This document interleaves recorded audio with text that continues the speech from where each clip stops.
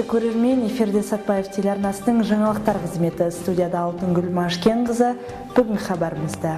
1 қыркүйектен бастап күзгі әскер қатарына шақыру науқаны жүруде. Елімізде болып жатқан діни ахуалға байланысты ақпараттық насихат тобының мүшелері түсіндіру шараларын жүргізді. 1 қыркүйек күні номер 16 жалпы білім беретін орта мектепте 5 және 11 сынып оқушылар арасында ерлік сабақ өткізілді. Кең таралған аурудың бір түрі жедел коронарлық синдром болып табылады.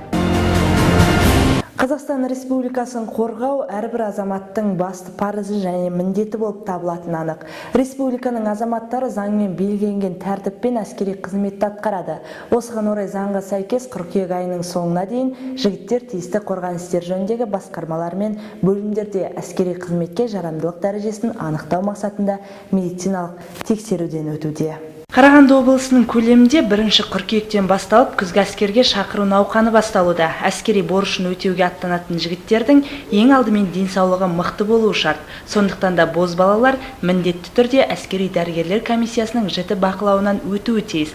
Осы орайда қаламызда әскери борышын өтеуге аттанатын бозбалаларды іріктеуге тікелей қатысатын әскерилер мен медицина қызметкерлері жігіттерді әскери қызметке жарамдылық дәрежесін анықтау мақсатында медициналық тексеруден өткізуде.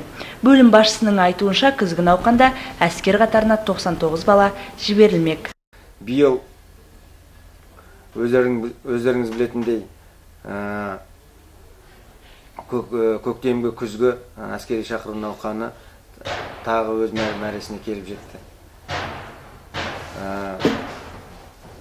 Әскерге шақырушылар Қазақстан Республикасының заңының мәртебесін сәйкес елбасымыздың жарлығымен 20 ақпан 2015 жылы белгіленген және өзіміздің жергілікті акимат қаулысымен бекітілген 10-11 2015 жылғы 18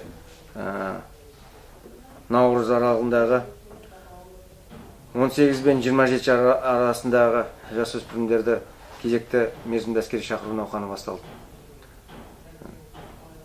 Көктемгі әскери шақыру науқаны кезіндегі біраз кемшіліктер, қиындаған мәселелер туды. Ол өзіміздің әскерге шақырушылардың жаңа сипаттамасына келетін болсақ, денсаулығына байланысты, отбасы семьялық жағдайларына байланысты, көбінесе қазір әскерге салаға біздің мамандандырылған жоғарғы білім алатын әскери шақырушылар қажет ететіні белгілі. Біздің Қазақстан қарулы күштерінің саты осы әрдайым үдемелі үстінде көбейіп келе жатыр. Сондықтан біздің қарулы күштердің қатарына қазір өте сапалы білімді жоғарғы оқу орындарын бітірген белгілі әскери техникаларды үлгере алатын жаңа компьютерлік жүйелерді жақсы қамтыған осындай үлкен әскер қатарына шақырушылар керек. Арнайы құрылған комиссиядан өткен жас азаматтарымыздың денсаулықтарына елеусіз кемшіліктер анықталған болса, тиісті емдеу мекемелеріне жолдамалар берілмек. Енді олар әскерге шақырылу жасына дейін денсаулықтарын түзете алады. Сонымен қатар тіркеу барысында жастар арасында әскери оқу орындарында білім алуға ниет білдіргендерге де түсіндіру жұмыстары жүргізіледі. Әскерге шақырылған азамат арнайы зерделенуден өтеді. Онда әскери комиссараттан өтуші азамат толық тексеріледі. Оның отбасылық жағдайы, адамдармен қарым-қатынас секілді мәселелер де назардан тыс қалмайды. Кейінгі жылдарда телеарналардан түрлі жағдайларды көрген ата-аналар балаларын әскер қатарына жіберуден бас тартып, қарсылық білдіріп жатады. Алайда бұның аясында заң бар. 2015 жылдың 1 қаңтарында қабылданған заңға сәйкес бірнеше жыл қатарынан әскер қатарына барудан бас тартып, түрлі сылтаулар айтып қашып жүрген азаматтар анықталған жағдайда 2 миллион теңге көлемінде айыппұл салынады дейді Сатпаев қаласы қорғаныс істері жөніндегі бөлім басшысы Руслан Нүсіпханұлы. Атап өтейік, әскер борышын өтеген әрбір 19 және 35 жас аралығындағы азамат еліміздің түкпір-түкпірінде орналасқан әскери бөлімдерде келісім-шарт бойынша қызметке алынады. Бұнда әрине келісім-шарт негізінде қызметке алынған азаматтың ең бірінші үй жағдайы қарастырылады дейді. Биыл жыл басынан бері қаламыз бойынша келісім-шарт негізінде 5 азамат өз шешімдерімен қызметке алынған. Сондай-ақ бөлім басшысы алдағы әскерге шақырушыларға үлгі болсын деген ниетпен ағымдағы жылдың 25 мамырында әскер қатарына алынған жерлесіміз Әлмұхамед Мейіржанұлының отан алдындағы борышын өтеу барысында өзін жақсы жағынан көрсете білгені үшін Қазақстан Республикасының Қорғаныс істер министрлігінің мақтау қағазымен марапатталып, 10 күндік еңбек демалысына жіберілгендігін мақтанышпен атап көрсетті. Бұл бағытта біз әскери бөлімге қайтқалы жатқан отан қорғаушы Әлмұхамед Жұмағұловпен де сұхбаттасып үлгердік. Мен қатардағы жауынгер Жұмағұлов Әлмұхамед Мейіржанұлы осы көктемгі 2015 жылы әскери қатарға шақырылып, көктемгі немен әскерге кеттім. Мен өзім қазір служит етіп жатқан станция Атар дейді ғой, сол Атар гарнизонында арт бригадада служит етіп отырмын. Әскери бөлім 82-796 арт бригадаға келіңіздер. Қазақстан Республикасының Қорғаныс министрінің бұйрығымен осылай жақсы нәтиже көрсеткендіктен осылай 10 күнге демалысқа жіберіп отыр. Бұйрық бойынша мақтау қағазымен кеттім. Сол енді жастар, сіздерге айтатындарым, отан қорғау әр ер азаматтың міндеті. Әскерден қорықпаңыздар, келіңіздер. Бүгінгі күнде еліміз бойынша ислам дінін халыққа жеткізе білуде көптеген жұмыстар атқарылып жатқаны анық. Сонымен қатар дінге қатысты ушығып отырған кейбір жайттар мемлекеттік дәрежеде басты назарға іліккен мәселелер қатарында екені де жасырын емес. Қазіргі кезде басты мәселе ол діни экстремизм болып табылады. Осы мәселе бойынша ақпараттық насихат топ мүшелері қаламыздағы номер 44-ші өрт сөндіру бөлімінде болып қайтты.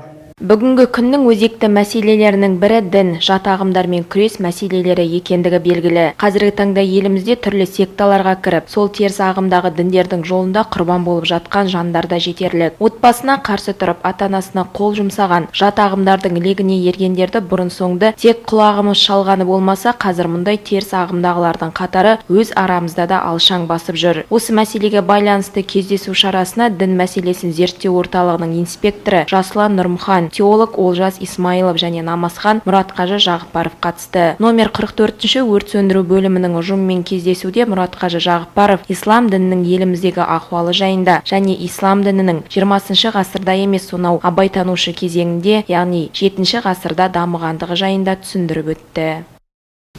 Біз дін туралы айтқанда, қазіргі кезде сіздердің түсінігіңіз бойынша бұлай болып тұрған қазір өзі дін қиын болып кетті.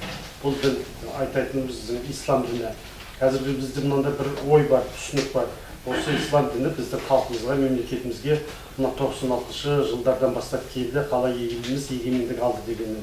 Өйткені қазіргі осы біздің қаламыздың өзінде көріп жүрсіздер, және бәріңізді білесіздер, ол кезде осы 2 жыл бұрын 50 шақты семья түгелімен Сирияға аттанған. Ол жайдан емес, бекерден емес, және бір күнде кеткен болған жағдай емес, ол бұрыннан келе жатқан жағдай.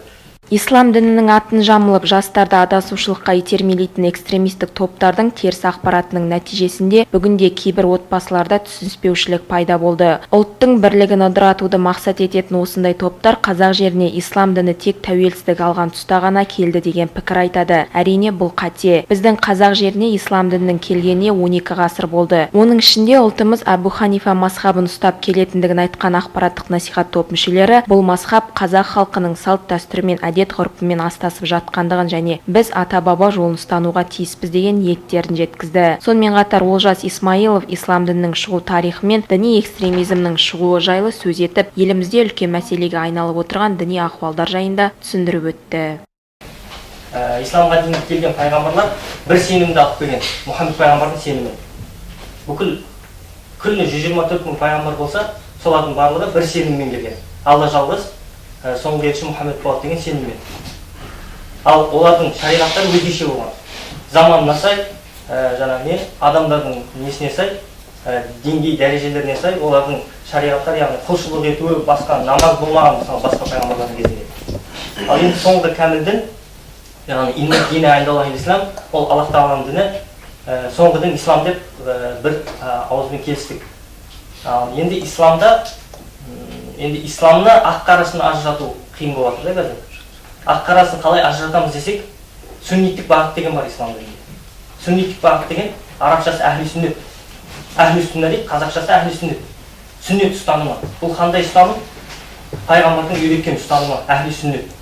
Кездесу кезінде экстремизмнің алдын алу бойынша қатысушылардың діни сауаттылығы мен саяси көзқарастарын қалыптастыру басты назарда болды. Экстремизмнің елімізге келтіретін зардаптарын жан-жақты талдап түсіндірген теолог мамандар мен Мұратқажы Жағыпаров қатер төндіретін жат діни ағымдардан сақ болуға, жастарымызды отансүйгіштікке тәрбиелеуге, қазақ халқының діни ұстанымы мен салт-дәстүрлерін қастерлеп сақтауға, ұрпақтар сабақтастығын нығайту жолындағы келелі ойларын ортаға салды.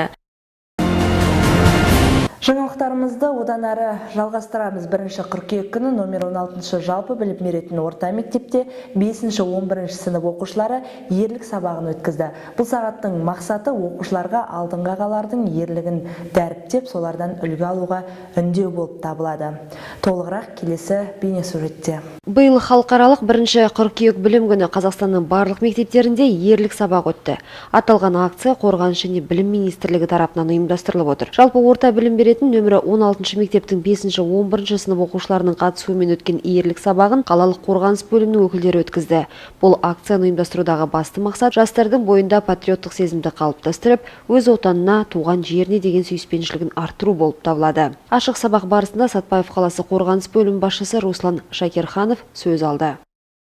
Отанымызды Қазақстан Республикасының қорғауға, оның сүйіспеншілігін арттыруға, осы аға буын ардагерлерімізді сіздердің орталарыңызға шақырып отырмыз. Бұл кісілердің марапаттау сын сәтті тура сіздермен байланысты болып отыр бүгін. Сондықтан, құрметті оқушылар,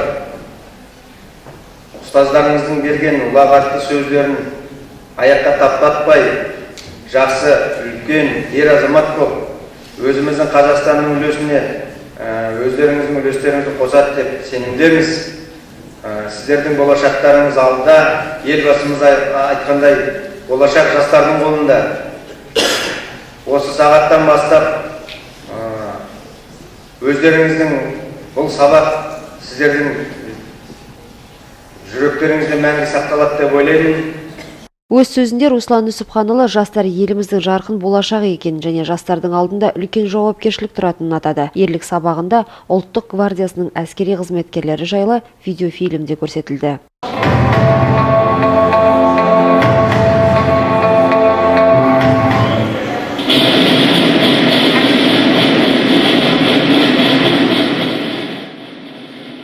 Руслан Шакерханов әскери қызметтің маңыздылығын түсіндірді. Ерлік сабағы барысында Тәжік-Ауған шекарасында борышын өтеген бірқатар азаматтарда Руслан Нүсіпханұлы генерал-майор Талғат Бигелдиновтың атымен аталатын мерейтойлық медальдармен Айтжан Аубакировты, Ерлан Ибрагимов, Акбар Оразбеков, Қайсар Беймұратов, Қуаныш Дәуренбеков сынды азаматтарға табыс етті.